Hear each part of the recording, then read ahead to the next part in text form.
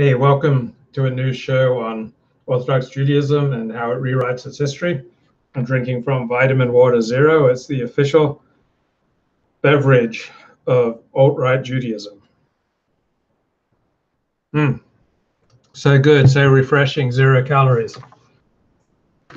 So I'm reading from this fantastic book by Mark Shapiro. It's called Changing the Immutable, How Orthodox Judaism Rewrites Its History. And it's so good, I just want to read to you from the footnotes. So we've already read the first few pages of this book, but in a recent anonymous biography of Rabbi Yosef Shalom Eliashiv, the author acknowledges that some of the stories he repeats may not be true, but adds that they don't tell such stories about me and you. And this is supposed to be like scholarship. This is supposed to be history. I mean, obviously it's pretty dubious as far as its historicity. For him, this is reason enough to include the stories, as their purpose is to inspire the reader so that one day, quote, it will be possible to tell such stories about us. And also see Rabbi Baruch Shmuel Deutsch's preface to Asher Bergman's Toledot Maran Harav Shach, where he mentions the great spiritual value of knowing the history of the Gedolim, the great Torah leaders, especially when the stories told can be verified. In other words, even stories of questionable veracity have spiritual value. Like, I don't know about you, but I prefer stories of veracity. I can do without the inspiration from fictitious stories, but that's just me. And Yoel Finkelman wrote a terrific book called Strictly Kosher Reading. And there are some figures in the Haredi Orthodox world that have begun to criticize the dominant Haredi approach to historical reading. And there's now this new neologism,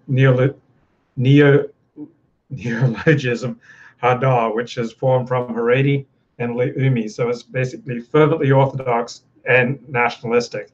And it refers to an ideology that combines Zionism with trends usually involved in the Haredi world, such as a very conservative approach to halakha, Jewish law, and the attribution of great authority to rabbinic leaders in communal life. So in traditional Orthodox Judaism, rabbis basically ran the show.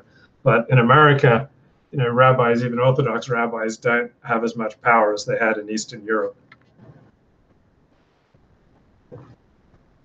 So many of these struggles in Orthodox life over, you know, whose legitimate source of power, of authority, is really, you know, a power struggle rather than some kind of spiritual religious struggle.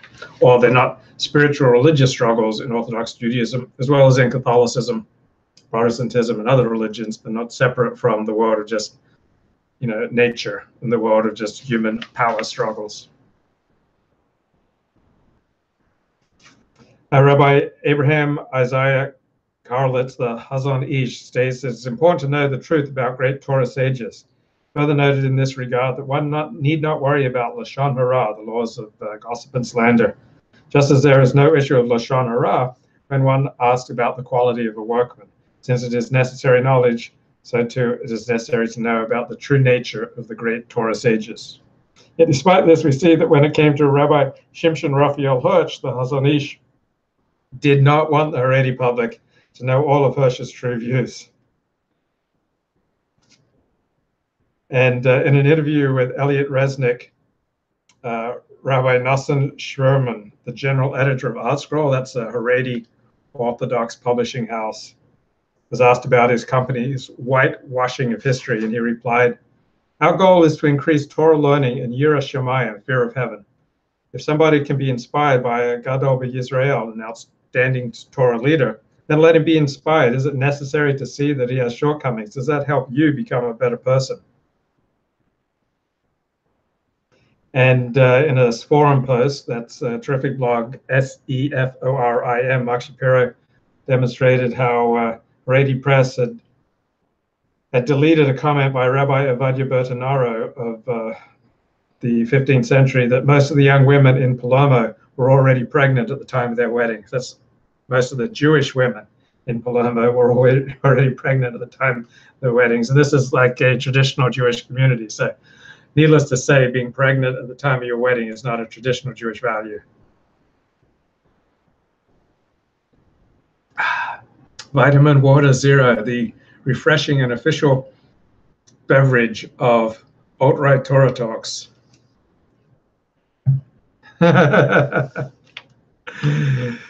Hey, great to see Weil Graff and James Edwards in the Hail Our People, Hail Victory, Hail Trump, Hail Torah. So this censorship to avoid letting people know that most of the young Jewish women in Palermo were already pregnant at the time of their wedding is trying to shield the masses from knowledge that even in pre-Reform Judaism Europe, violation of halakha was a very common phenomenon in many places.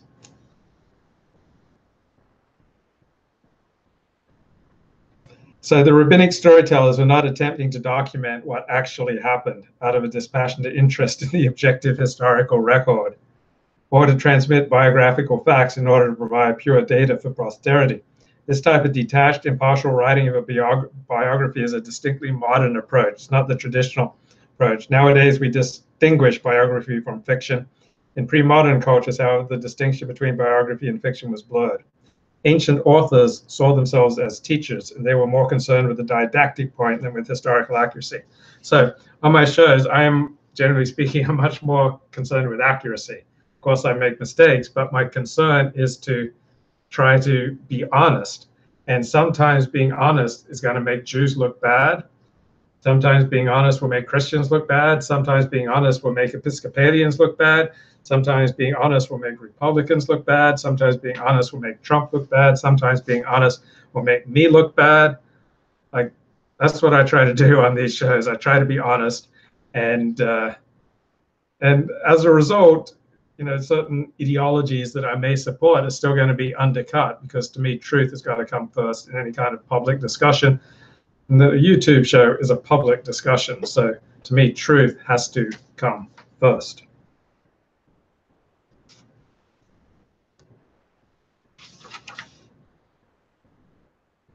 So there was a commentary from Rashi that assumed that Bathsheba in English, the woman who had the affair with King David, and then he killed her husband Uriah so that he could marry her and possess her completely, from whom we get Shlomo HaMelech, King Solomon, who built the great temple. Well, according to Rashi, Bathsheba was still a married woman when she was with David, and according to one opinion, she was compelled to have sex with him. So according to one rabbinic opinion, you know, King David essentially raped her.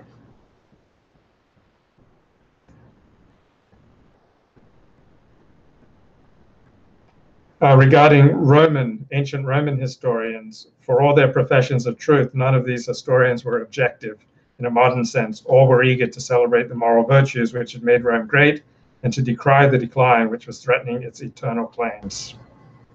And it's long been recognized that the ancient historians, not just in Rome, but also in Greece, as well as in the Hebrew tradition, invented speeches they put into the mouths of various figures.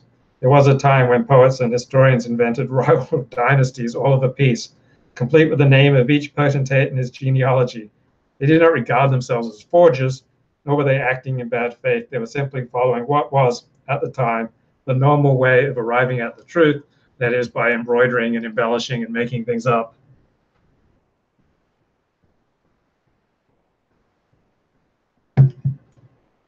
So Weil Graff says in the chat room, these days, honesty makes Jews look bad. Well, honesty makes Jews look bad in some ways, but honesty makes Jews look awesome in other ways. The average Ashkenazi IQ is somewhere around 108. That's pretty awesome. To total up the number of billionaires in the world, a disproportionate number of them are Jewish. I'd say that makes Jews look awesome. The United States would not have had nuclear weapons in 1945 to drop on Japan, except for Jewish genius. And the possession and the dropping of those atomic weapons on Japan probably saved 2 million Gentile lives. That probably would have been an approximate cost of conquering Japan through invasion. So there are honest ways that make Jews look good, honest ways that make Jews look bad, honest ways that make Anglos look good, and honest ways that make Anglos look bad. So what we're about here is honesty.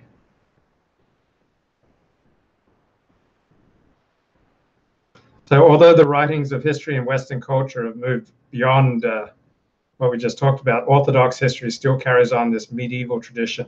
tradition that found expression in numerous pre-modern Jewish historical works.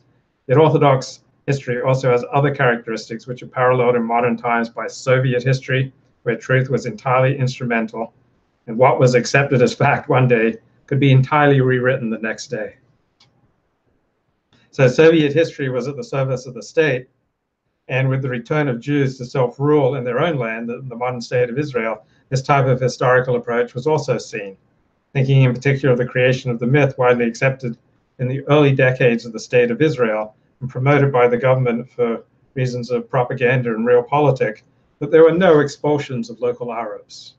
Rather, they all left Israel of their own free will, encouraged in this by Arab leaders, with plans to return after the land was conquered by the Arab forces. Okay, that was obviously a Bubermeister, a myth. There were plenty of Arabs who were forcefully expelled from the land of Israel.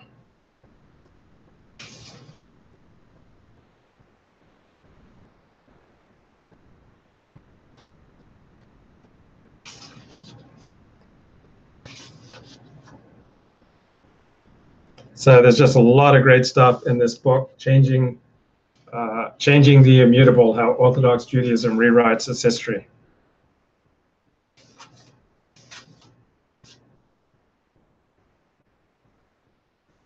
I just want to pick out the highlights.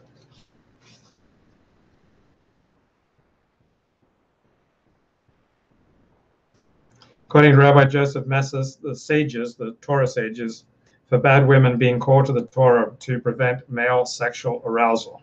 Hearing that the masses would be insulted that the sages thought so little of their capacity for self-control, the sages provided them with a false reason for the prohibition. Hey, Jack, what is my opinion of the Hasidim? I love Hasidim, and I recognize that they also have a lot of unlovely traits.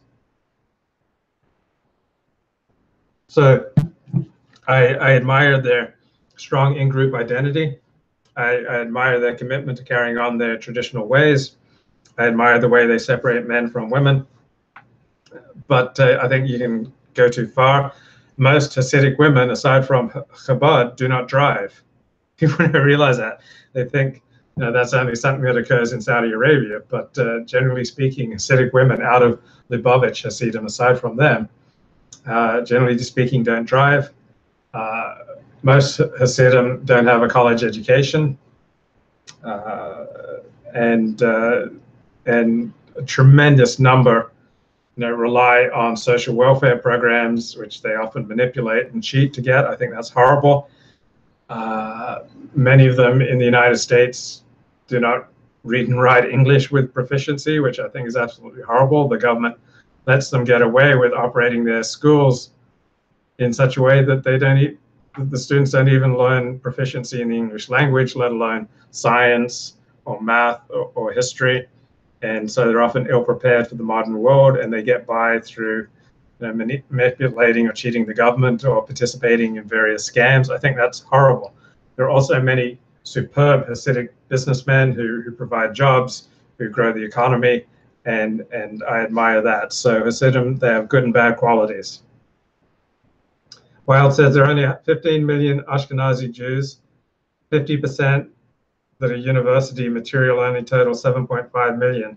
The 1/16th with 2 standard deviation IQ are only 2.5 million. So which Hasidic dynasty is the most interesting? I find probably the two would be Satmar and Chabad. So Satmar, both of these, Satmar and Chabad, there are a tremendous number of very successful businessmen in both of these dynasties. Chabad is the most open, and so they have a lot of interactions with non-Hasidim, even with non-Jews. Chabad has a movement to bring the 7 laws of the sons of Noah to non-Jews, and they also do a lot of outreach to Jews. The Satmar are much more insular, but they certainly have a fire-breathing commitment to their traditional way of life, and they're highly accomplished in the fields of business.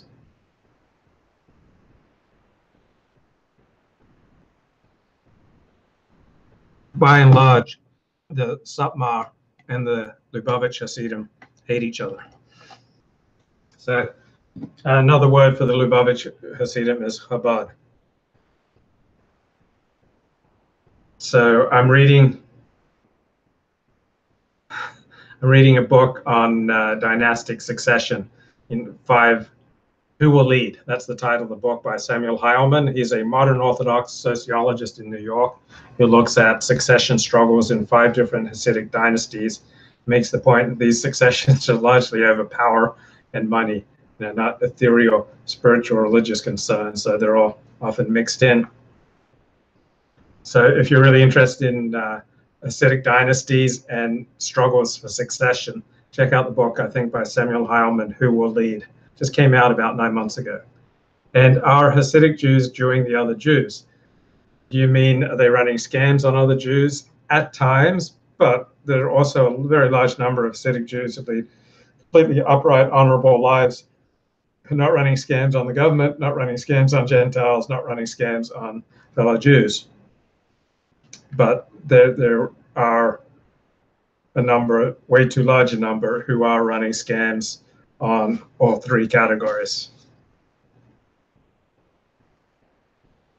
Okay, so Wildgraph assumes that Ashkenazi IQ starts at 120, at 100, that the average Ashkenazi IQ is 100. That's simply not true. The average Ashkenazi IQ is variously measured at between about 115 and 120. So there are some measurements that already measure the Ashkenazi IQ at around 115 or more, which would already put the average Ashkenazi Jew 1 standard deviation smarter than the average white. So I converted to Orthodox Judaism, and I grew up in Seventh-day Adventist college campuses. So there are a lot of very smart Seventh-day Adventists that I grew up around, including my father, who has 2 PhDs, one in rhetoric from Michigan State University and one in eschatology under the Bible scholar F.F. Bruce at Manchester University in England. So my father, because he was very smart, all his friends, of course, were very smart, because nobody can stand to spend much time with anyone who's like a single standard deviation or below them in intelligence. It's just too exasperating. Like, their minds just move too slowly. But when I converted to Judaism, yeah, there was definitely a step up in the average cognitive quality of the people that I was mixing with. Just my empirical sense is that there is, on average, 1 standard deviation difference between Ashkenazi Jews and whites. That's just my lived experience. So when I would go to church, I would get the sense that I was more intelligent than 80 to 90% of the people there. When I go to synagogue, I get the sense that I'm about mid-range in intelligence. What are my thoughts on the purpose of religious law? The purpose of religious law from a Jewish perspective is to heal the world, to make the world a better place, to make this world as heavenly as possible, and to enable one to enjoy life. So it doesn't just have a moral purpose, but it also has a purpose of teaching you how to enjoy life. So there's a rhythm to every day by observing Jewish law. There's a rhythm to every week. There's a rhythm to every month. You observe the new moon every month, and there's a rhythm to every year.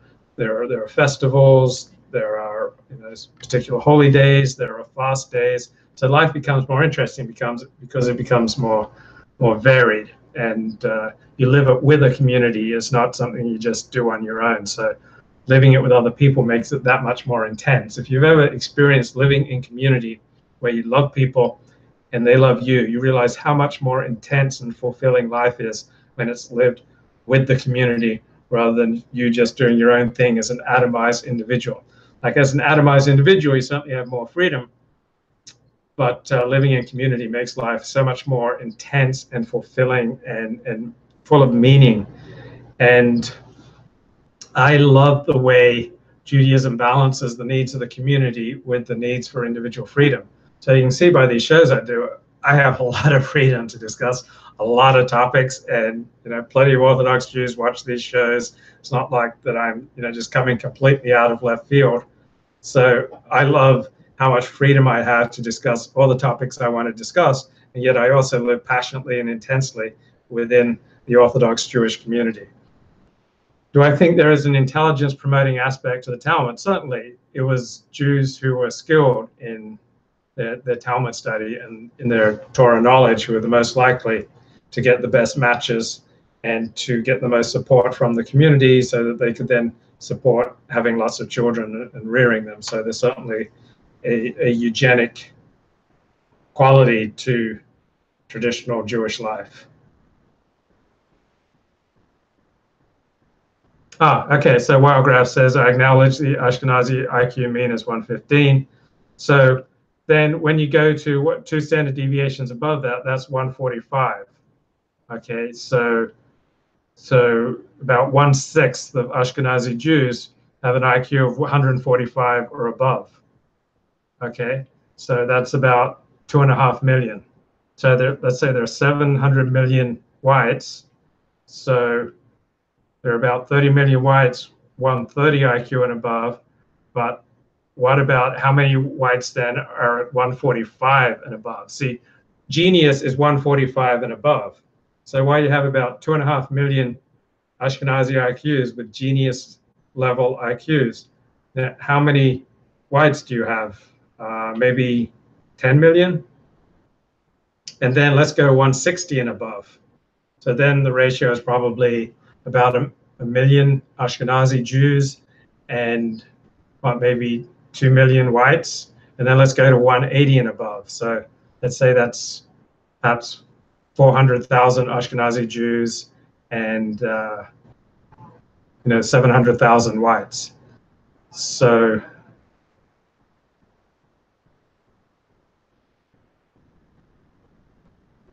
you people simply don't have the numbers. 15 million Ashkenazim versus 700 million whites. Well, with 15, there aren't 15 million Ashkenazim. I think they're probably more like 14. But yeah, let's just say that's a silly quibble. Let's say there are 15 million Ashkenazim Jews.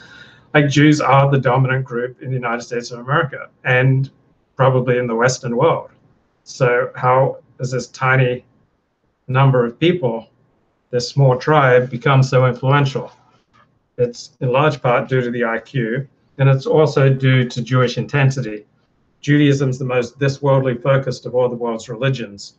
So Jews don't get sidetracked, thinking about heaven, thinking about the next life. Jews are much more intense because their focus is on the here and now. So if a Jew is suffering in the here and now, I think that's terrible. He doesn't think he's being Christ-like, or Jesus died on a cross, so we have to suffer too. Suffering is ennobling.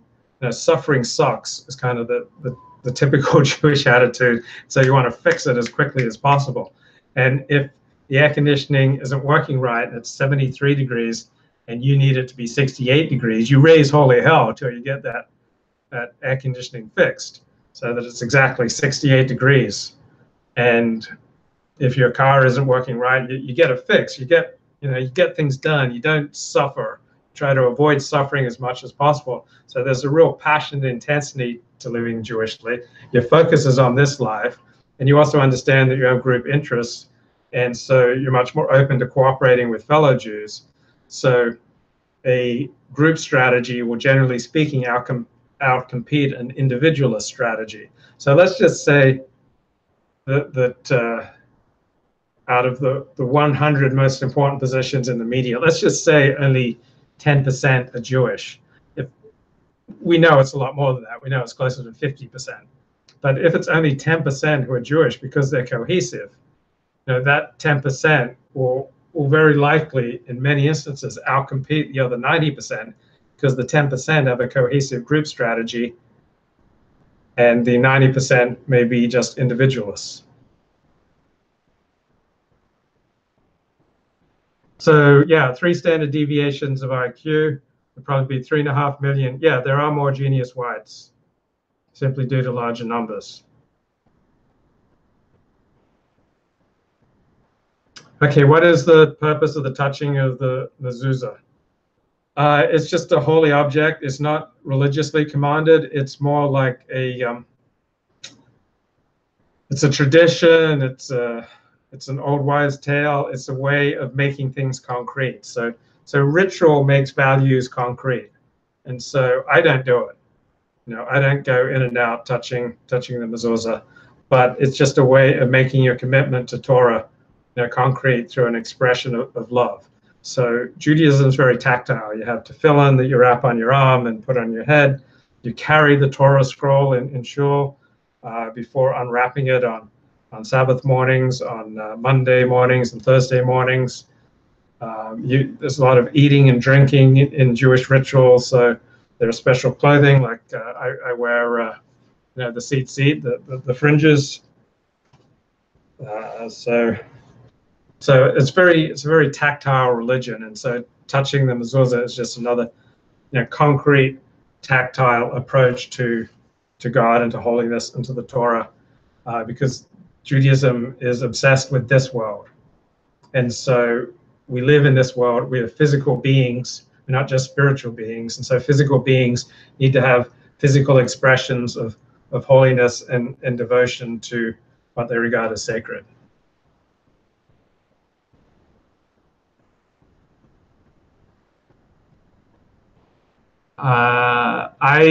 On my numbers, I was just making them up off the top of my head on the breakdowns with IQs. So don't, if you want to consult an authority, read Richard Lynn's book, Jewish Intelligence, and maybe we'll discuss it on a show. So I don't have those numbers completely at hand. I do know, but look at, okay, why am I wearing the kippah? Orthodox Jews will wear a kippah 7 days a week. And some other traditional non-Orthodox Jews will do that as well. So the kippah is just a symbol that to remind you that God is above you. It's like a very concrete way of reminding you that God is above you. It's also a way of signaling that you're in the in-group. So let's say you're at an airport, or you're far from home, you see another person with a kippah, you can turn to them for help. Or if your car breaks down on the side of the road, if you're wearing a kippah, you're more likely to have, fellow Orthodox Jews stop and help you. In fact, there was this, there's a story of a man saw a guy with a kippah broken down the side of the road. So he stops, he helps the guy, gets his car started again. Then he sees the guy that he's helped take off his kippah and put it in the glove box. And so the helper says, why are you taking off your kippah? And the guy says, well, I just saw that people who are wearing a kippah are more likely to get help. So I always keep a kippah or a yarmulke in my glove box if I need help. Like if I were to just walk down the street, kind of outside of the community, to an area where it's not really as much of a walking area, it's obvious that I'm going somewhere, it's highly likely that someone will stop and offer me a ride, because either they are Orthodox or they support the Orthodox, or they think, here's a godly man, here's a good man, let me see if I can help him out. Yeah, Richard Lynn, Jewish Intelligence. Okay, so there's a line in the Talmud, even the best of the Goyim must be killed. And I forgot the explanation. But remember, the Talmud is a shorthand of rabbinic conversations taking place over hundreds of years in an insular community. And so this was not a halakhic. This is not Jewish law. This is some passionate conversations. So just imagine I was taking excerpts out of passionate private conversations that you've been having. I'm sure you even say some pretty wacky things too. And so I don't remember the context of that Talmudic statement, even the best of the Goyim must be killed.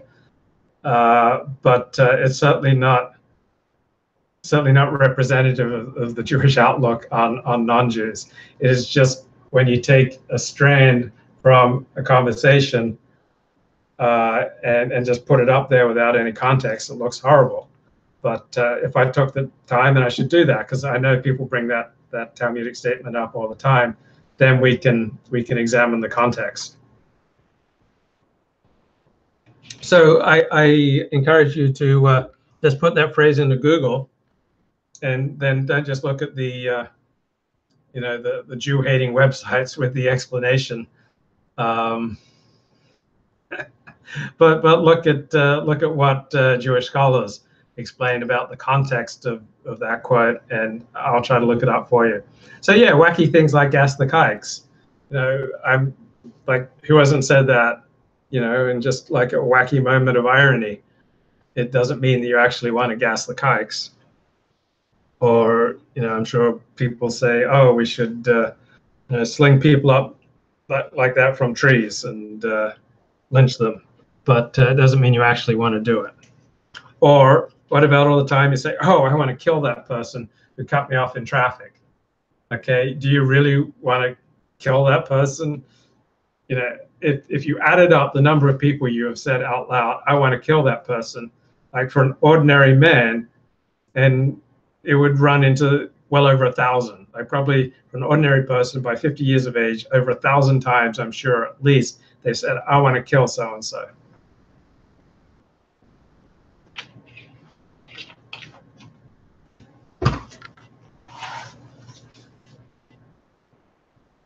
So the division between the elites and the masses, so much at odds with modern understandings of how knowledge is to be disseminated, is related to the Talmudic concept, this is the halacha, but we do not teach it.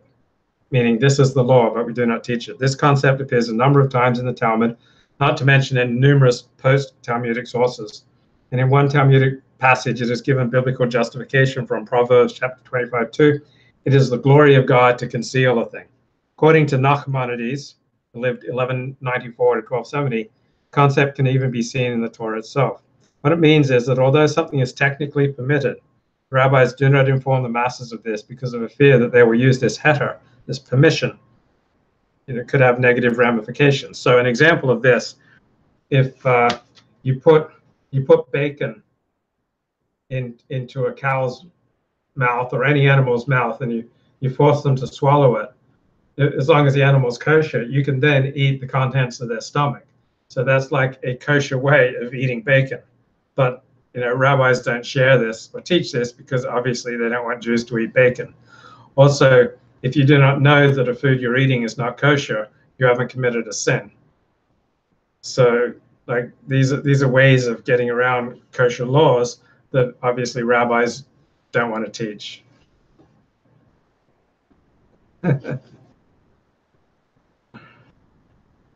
So as in the case of covering up historical events of the past, here too the elite has the information. They make a choice not to allow the masses to have this knowledge.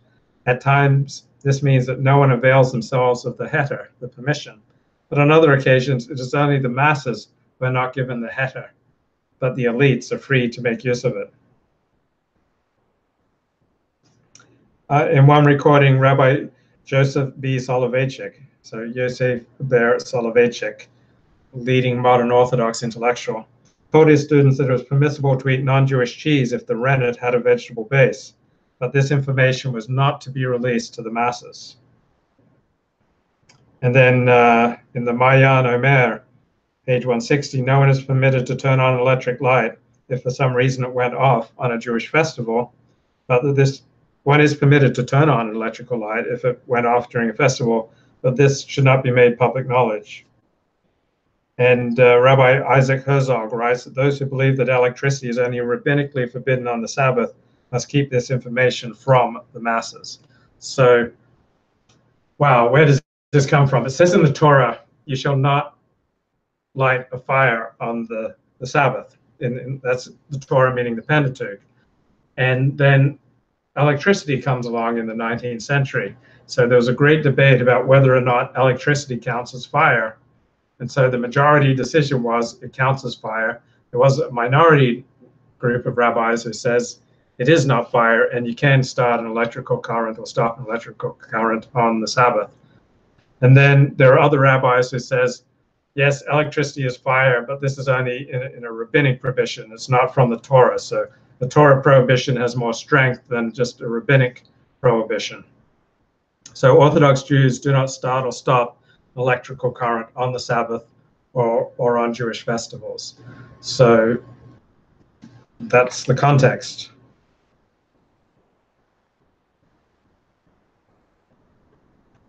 Rabbi Moshe Sofer tells that he was not entirely frank with Rabbi Zvi Hirsch Hayes for fear of what Rabbi Hayes would do with the Sofer's suggested leniency. So in order not to embarrass Hayes, the publisher actually removed his name as the recipient of Sofer's letter. And also some Jewish texts not translated literally, so the masses don't take them literally.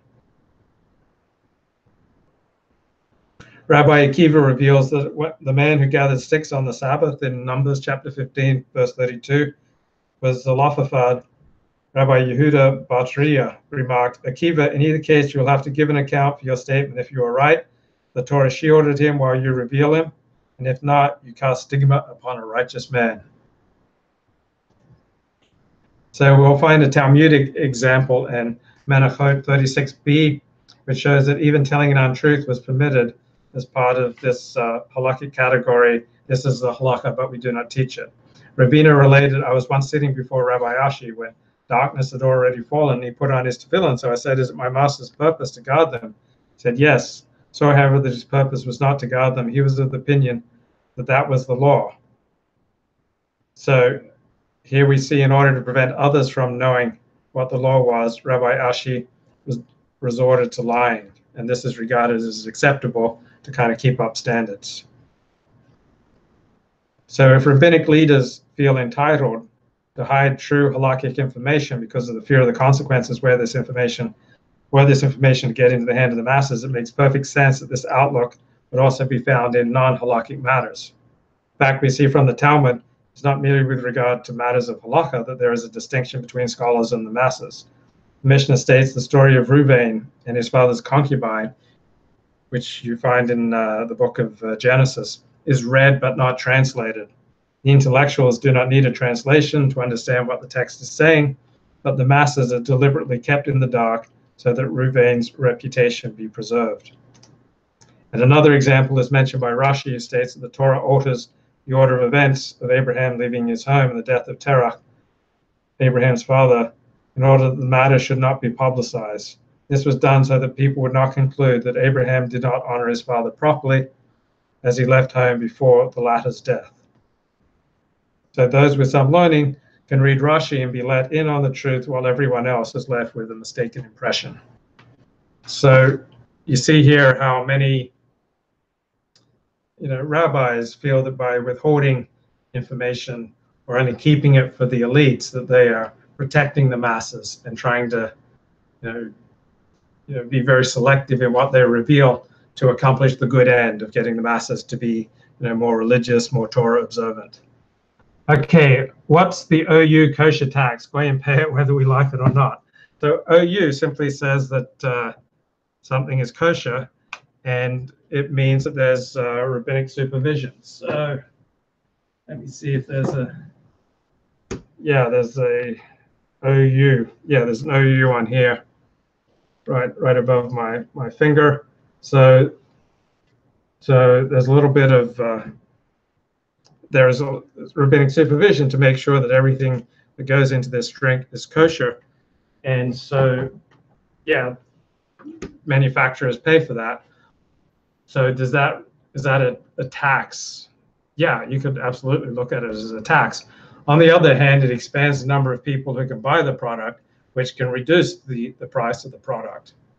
So there are two different forces operating as far as price.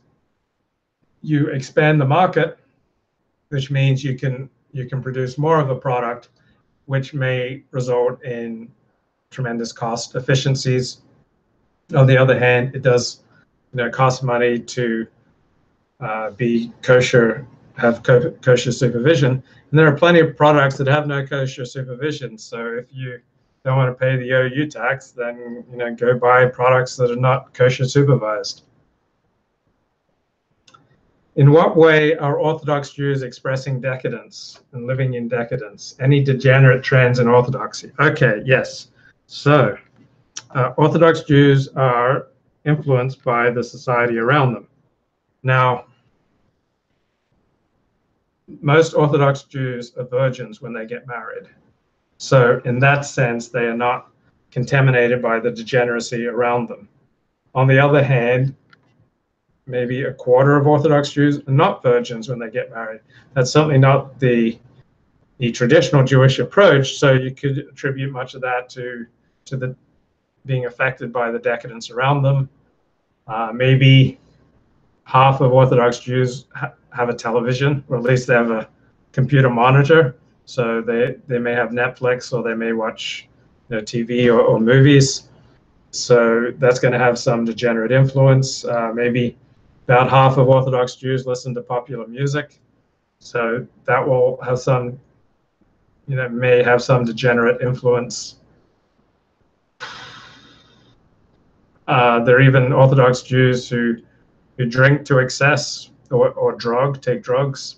So that's an example of living in decadence. Modern Orthodox Jews have an average household income of $120,000. So living a Jewish life is very expensive. Like if almost all Orthodox parents send their children to Orthodox day schools, and those day schools will vary in price from approximately $10,000 to $30,000 a year. Let's say you have 6 kids, which is very common, 6, 8, 10 kids, very common in Orthodox life. That means that you are paying, $100,000 to $250,000 a year. I have a friend who's paying $250,000 a year in tuition for his kids to go to Jewish day schools. So that tremendous financial pressure of living a traditional Orthodox life can act as a massive incentive to cut corners ethically in business, because these Orthodox Jews, they also have to pay taxes to support the public schools, even though they will never send their kids to public schools. They'll have to pay taxes to support all sorts of government services that they won't use. So this can create incentives for cheating.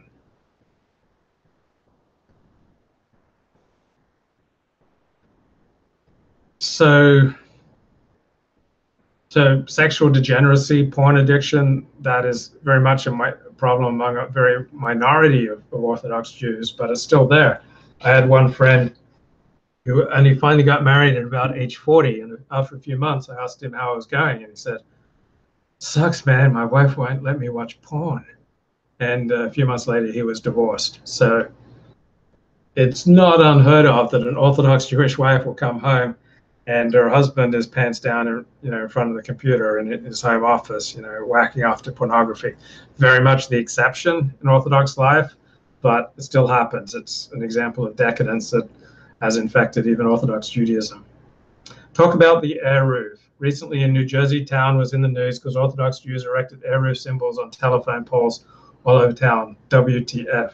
Okay, an Eruv is a thin wire that makes a location like a dwelling.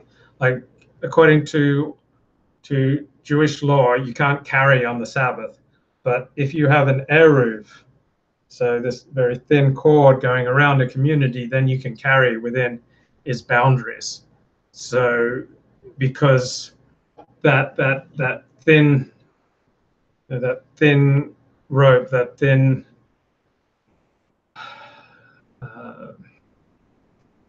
way of connecting a community says this community is just like one dwelling place.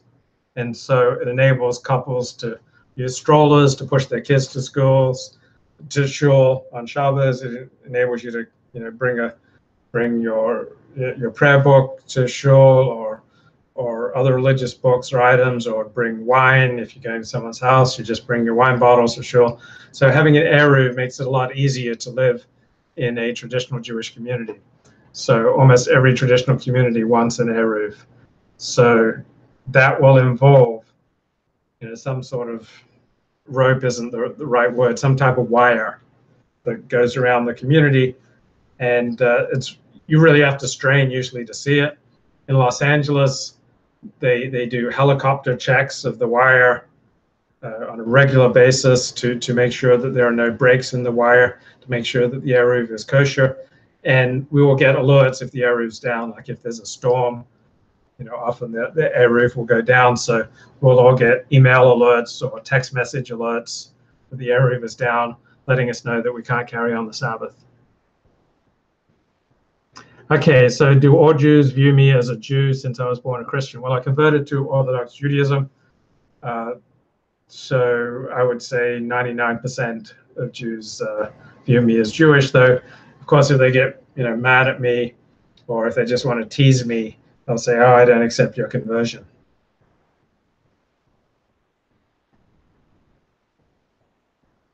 In the Super Jew YouTube series, you have a clone, the host father. Look it up. Okay. I'm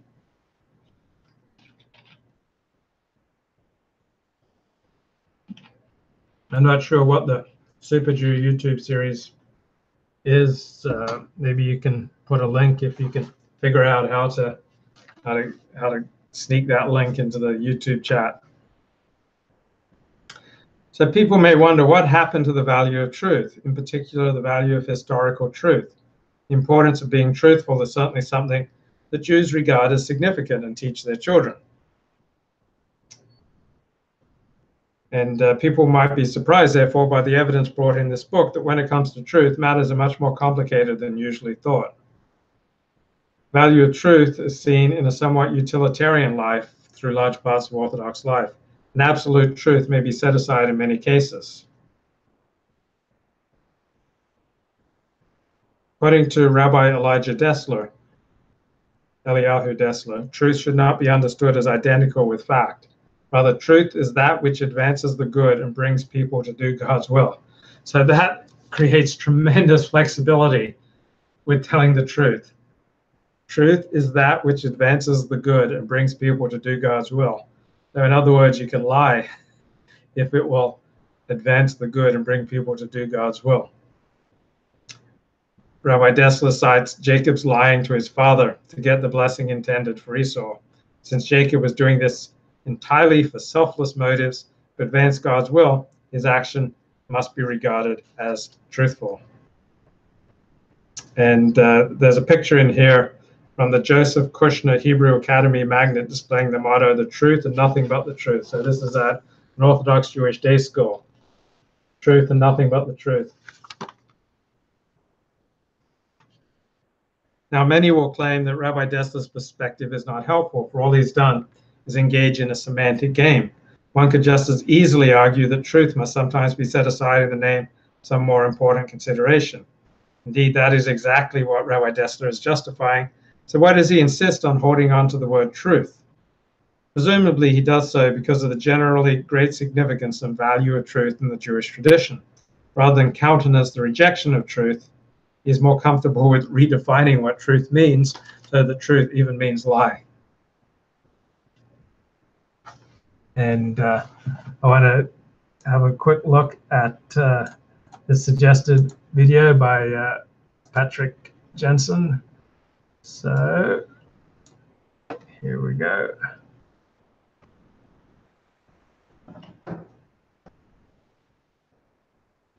I don't know why that didn't come up for me.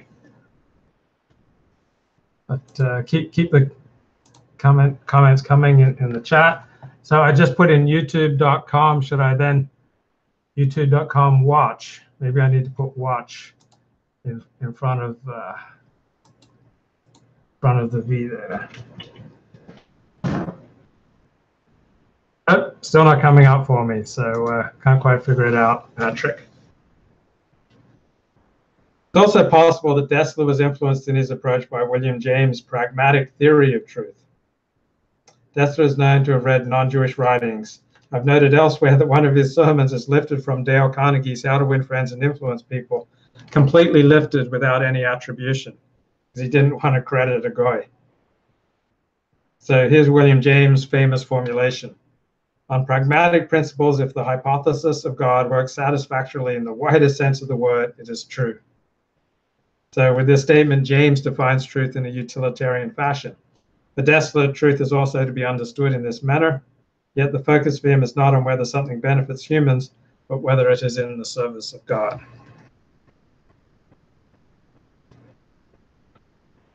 So according to Rabbi Breuer, he cites an article that speaks of hundreds of thousands of yeshiva students in pre-Second World War Europe who were entirely devoted to Torah study without any secular learning. So the point of this text was to encourage students in Israel to also devote themselves exclusively to Torah learning, since they had to replace that which was lost in the Holocaust.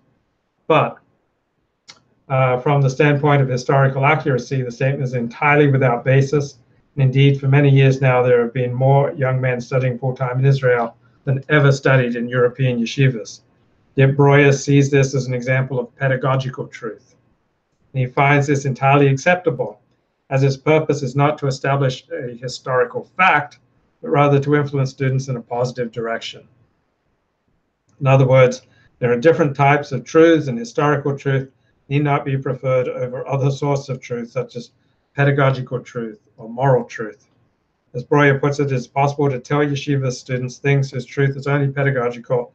And as mentioned, there's nothing wrong with this, but for the readers of Mayim, this includes the yeshiva students among them. One must speak the factual and historical truth. Okay, the downside of all of this is that one starts to become very suspicious of the pronouncements of rabbis when you see, their flexibility with the term truth. And yeah, I'm looking at Super Jew. So just put Super Jew episode 2 into YouTube, and yeah, it does look like someone who could be my father in episode 2, Super Jew. I'll have to check that out. Thanks for the tip. Man, there are some smart people in the chat room. It's really fun to talk to you guys. So when Wolbe tries to pass off pedagogical truth as historical truth on the pages of a journal with which Breuer was involved, that was crossing the line. Typical yeshiva students can be treated in a paternalistic manner and fed all sorts of fraudulent notions, but Breuer regards those who are sophisticated enough to read the semi-academic Hamayam journal as an elite, and pedagogical truth is no longer acceptable when speaking to them. Though Breuer intended his approach to be supportive of the special truths of the yeshiva world, it would not be surprising if members of this society would regard his approach as incredibly insulting.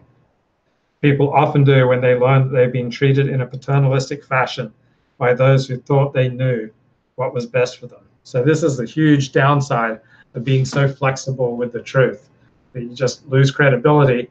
People get angry when they find out they've been lied to.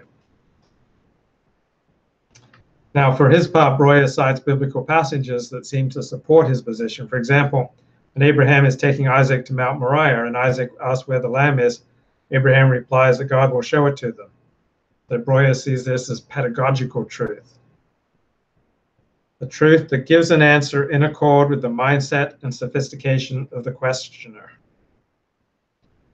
There's a fantastic story told in the Talmud about how a gnat lived in the Emperor Titus's head for 7 years, eventually growing into some sort of bird with a brass beak and iron claws. Talmudic sages knew this story was not factual, but it was created to impart spiritual lessons. So one is also allowed to alter the truth for the sake of peace. Based on this, de Rossi asserts one certainly can do so in order to establish peace between us and our Father in heaven. In other words, falsification of the historical record, pedagogical truth, or moral truth, is permitted in the name of a higher purpose, according to many rabbis. Now, the masses will take this incredible story about Titus, they may take this tale literally, while intellectuals will understand it's just a pious myth. Have I seen any of Jonathan Bowden's speeches on YouTube? I don't think I have. I have listened to some of his dialogues with Richard Spencer. So I look forward to checking out more of Jonathan Bowden. What Breuer called pedagogical truth was termed a necessary belief by Maimonides. Maimonides, widely regarded as the greatest Jewish philosopher, lived between 1138 and 1205. In Guide of the Perplexed, Maimonides discusses the difference between what he calls true beliefs and necessary beliefs. True beliefs are those which teach in a literal fashion some truth about God, such as his existence, his unity, eternity, and omnipotence. Their purpose is to enable one to attain intellectual perfection. Necessary beliefs, the basis of which is tradition and not philosophy, expressed in a figurative manner, and fulfill a political function, in that by instilling obedience to the Torah, they regulate the social relations of human beings. In addition, they enable people to acquire noble qualities. For example, the Torah teaches that God is angry with those who disobey him. Although in truth God does not have the characteristic of anger, the Torah found it advantageous to use this concept for the effect that it would have. It is necessary for the masses to believe that God is angry if they disobey him, in order for them to keep their behavior in line. In addition, it is necessary for the masses to believe that God responds instantly to the prayer of someone who is wronged or deceived. For them to believe otherwise would be damaging to their faith. So the more traditional you go in Judaism, the more hierarchical it gets. So in more liberal forms of Judaism, everyone may gather in a circle, which is very non-hierarchical, and share their feelings about the weekly Torah portion. You have much less of that in Orthodox Judaism. And the more traditional you go in Orthodox Judaism, the more authority the rabbi has, the great rabbis, not the $5 rabbis, but the $5 million rabbis. And they have authority, and people don't just emote or share their feelings or beliefs about the Torah portion in front of the great rabbis. You treat them with respect, and you wouldn't dream of just telling them your opinions on things. So traditional Judaism is highly hierarchical, and that's really how the Jewish community has functioned throughout history. There have been very strong, dominant leaders who kind of imprint their will on the masses, though at times there have also been movements that have risen up through the masses, and the great rabbis have had to conform.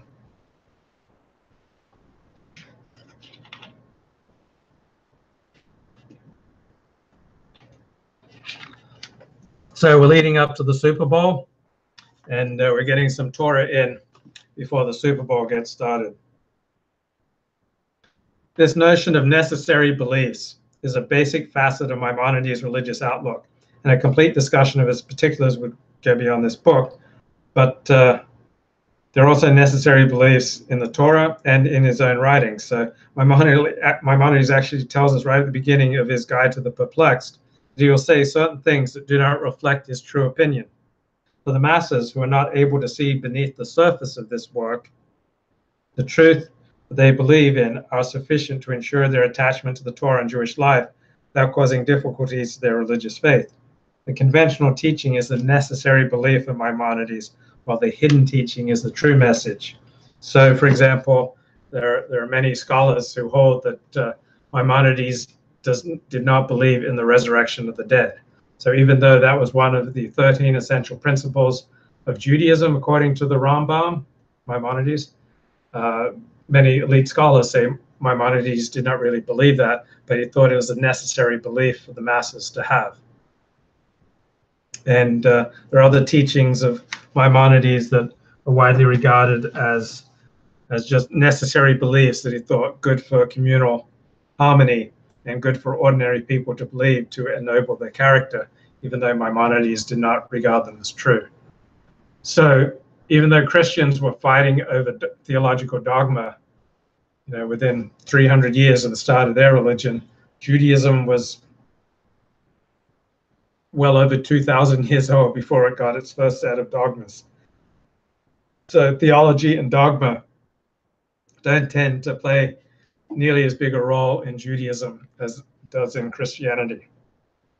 Judaism is primarily, the religion and the group identity and the group evolutionary strategy of a particular tribe. And the focus of the religion is more on behavior, how you should act, what rituals you should keep, rather than on, sets of beliefs about God. So dogma plays a pretty small role in the life of even an Orthodox Jew. So while you certainly wouldn't go around denying these essential principles in Orthodox Jewish life publicly, the inculcation of these beliefs just doesn't take up nearly as much time or effort or concentration by the rabbis as how you observe Jewish law. So, for example, I don't think I've ever had a rabbi ask me, what I believe about God. I mean, it would be kind of a weird thing to ask another Jew. It's kind of regarded as a private thing. but you're expected to conform to halakha, which literally means the way, the path, how you conduct your life.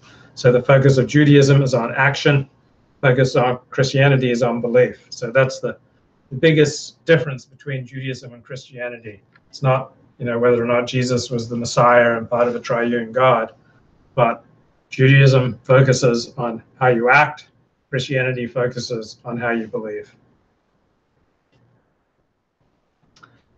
Would Lenin be regarded as a Jew? I do not believe his mother was Jewish. So if his mother was not Jewish, then he is not regarded as a Jew. But I think he has some Jewish ancestry.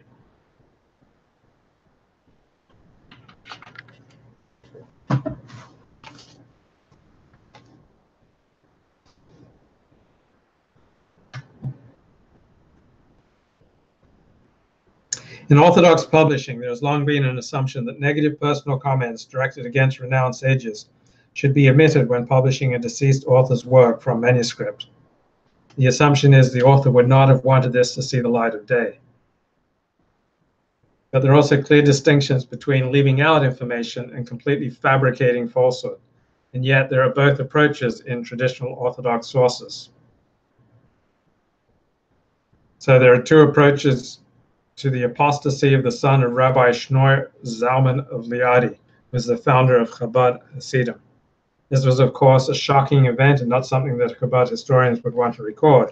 Thus, we find Chaim Meir Heilman covering up the story in his classic history of Chabad Beit Rabbi.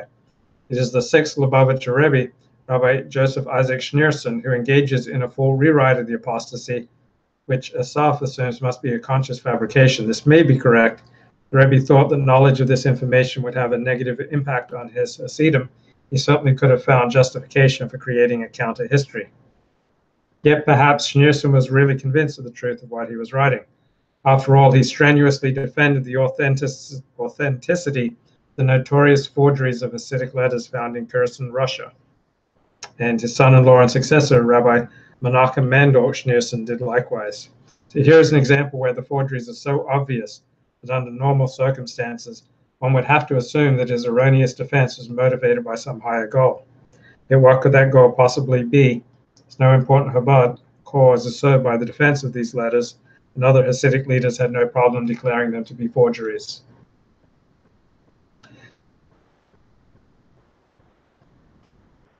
But just because an academic historian sees something as obvious, it does not mean that the Lubavitcher Rebbe's would come to the same conclusions. So one must be careful before assuming that such a figure is purposely distorting the truth for some higher cause.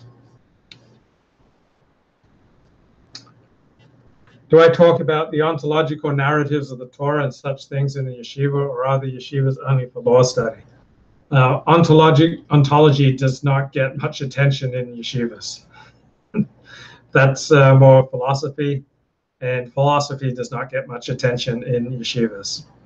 It's mainly study of the law. So when Christians, let's say Christians and Jews both read the Hebrew Bible, of course, and both regard the Hebrew Bible as sacred, but Jews read the Hebrew Bible with a focus on the law. And the laws are primarily found in books of Exodus, Leviticus, and Numbers. Christians read the Hebrew Bible mainly for the stories. So too, when you come to the Talmud is filled with stories, but the concentration of yeshiva learning is on learning the law, not on ontological discussions about the stories.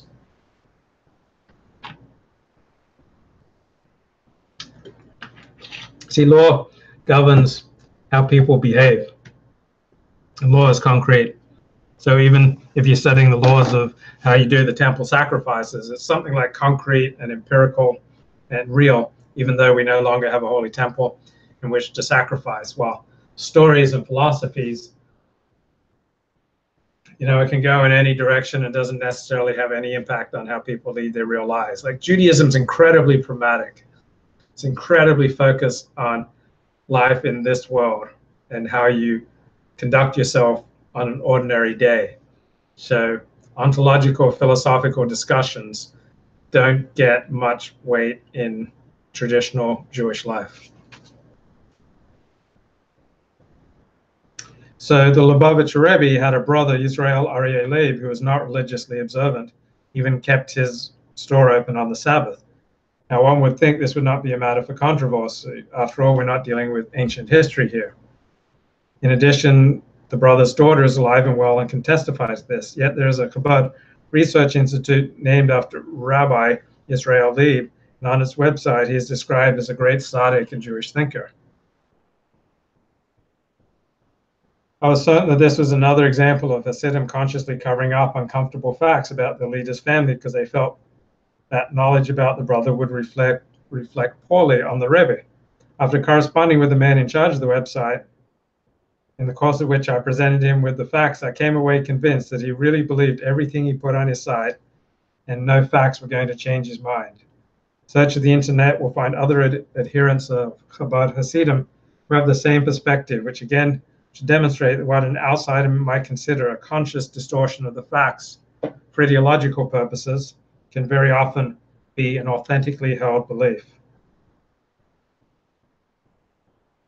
So as part of the efforts to make Rabbi Joseph B. Soloveitchik kosher for the Haredi world, because J.B. Soloveitchik was modern Orthodox, not traditional Orthodox, one publication of his book describes him on the title page by the honorific Gaon of Beit Din of Boston, with no hint that he had anything to do with the non-Haredi Yeshiva University.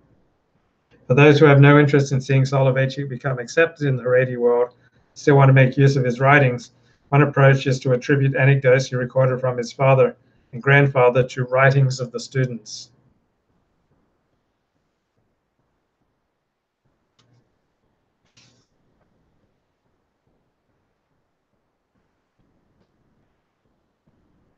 For some, even this is not good enough, and they strongly oppose to any efforts that might imply that Soloveitchik had something to offer them.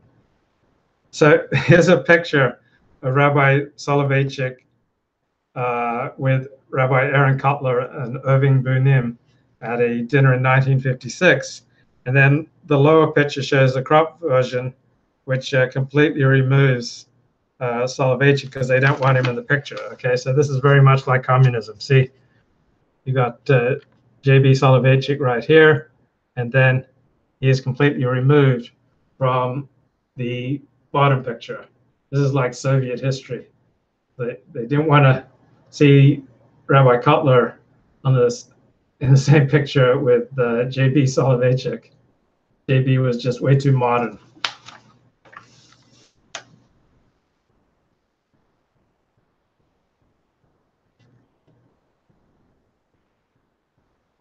So even though J.B. Soloveitchik and Aaron Cutler had a very respectful relationship, in a recent biography of Cutler, J.B. is just completely cut out of the picture.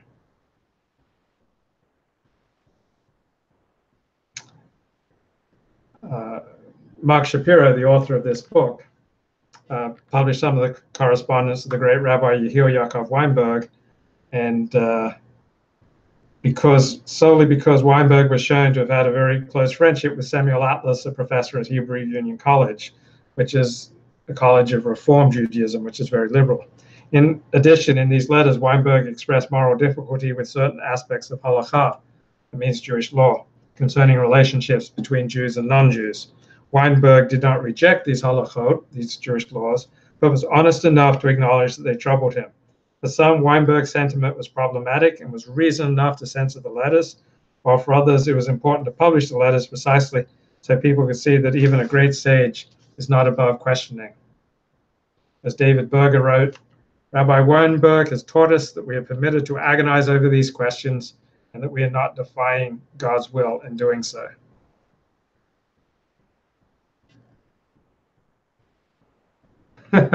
Hey, Resurrection Jose is back in the chat room. So Maimonides cited the mystical work Shiur Koma. Later, when he concluded the work was a heretical text, he just crossed out the reference. So many times Orthodox rabbis have cited people that they later conclude are heretics, and then they try to delete the reference. In the work Derech Hayim by Rabbi Menachem Di Lonzano, In his first edition, he speaks very sharply against Rabbi Bakr ibn Pakuda, the 11th century, but when he republished his works, he took out all those criticisms, because he thought, they were just rash comments of a young man.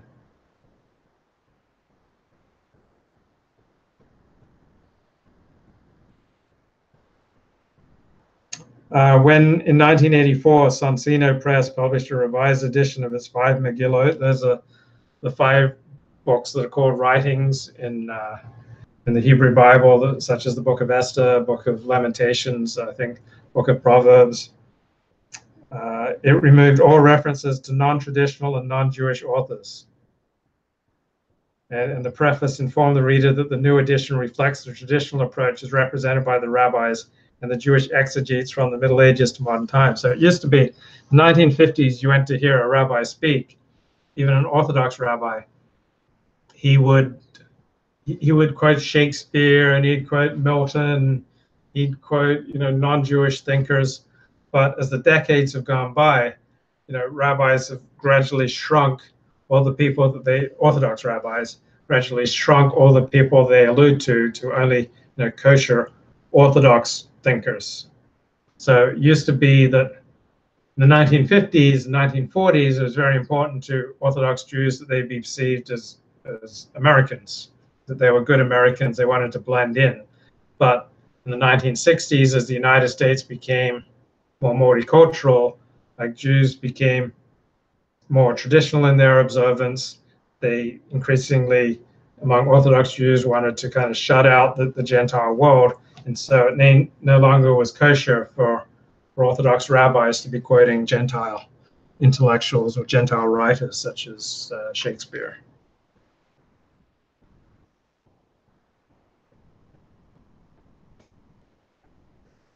Irving Bernim wrote a book, Ethics from Sinai. And here he is. This is Irving Bernim. In 1960. And when it was reprinted in 2000, all references to secular works of literature were removed. In the preface, the publisher explains that with the massive changes in the English-speaking Jewish community over the years, the need arose for an updated edition. We're never told what kind of updating was done. What this sentence really means is that because of the turn to the right in American Orthodoxy, references to secular works of literature are now regarded by many as absolutely unacceptable in Torah volumes. Then what about the pictures? The issue of pictures is also an important part of our story, in particular with regard to the issue of how women dress, known as sniut, modesty. Anyone middle-aged or older can attest, and as numerous photographs prove, the standards of sniut, modesty in the Haredi world, have become increasingly stringent in recent years and are continuing in this direction. There is a large book by Rabbi Pesach Eliyahu Falk of Gateshead Yeshiva in England that presents what are probably the most extreme views of sniut in dress and behavior ever to appear in the English language. It's accompanied by a booklet of diagrams showing in minute detail how high a woman's shirt buttons must be, how long the sleeves, how she must carry her handbag. The ideology of this book is such that it prohibits a woman from standing out and from being outstanding. The difficulty from a purely traditional standpoint with a book like Falk's is that anyone can look at the numerous pictures of rabbis' families in years past, see that their wives and daughters were not dressed in accordance with Falk's prescriptions. For example, you find women in these pictures whose top button is open. This is so even with Rabbi Elazar Shach's wife. And Shach was the leader of non-Hasidic Haredim in the last 2 decades of the 20th century.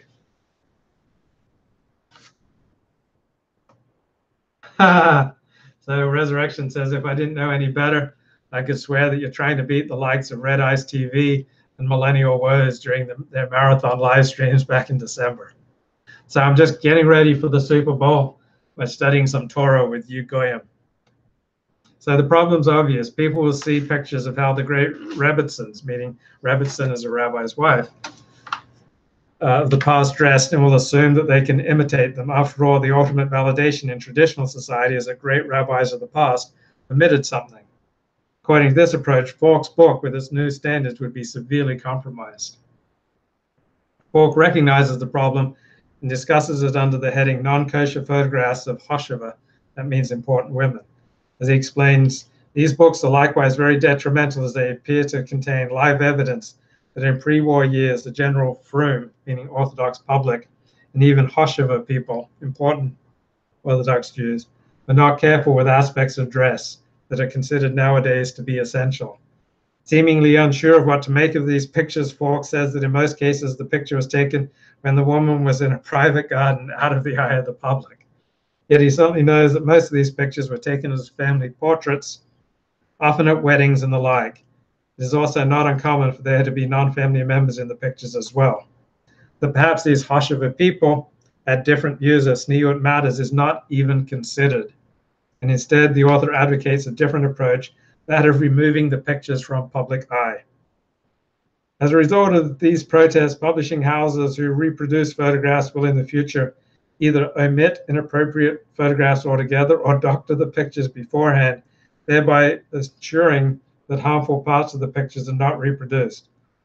All I could say is that if you're going to start touching up pictures, you have a lot of work ahead of you. For starters, the typical non-Hasidic rabbi's wife in the United States did not even wear a sheitel, a wig, until the 1970s and later.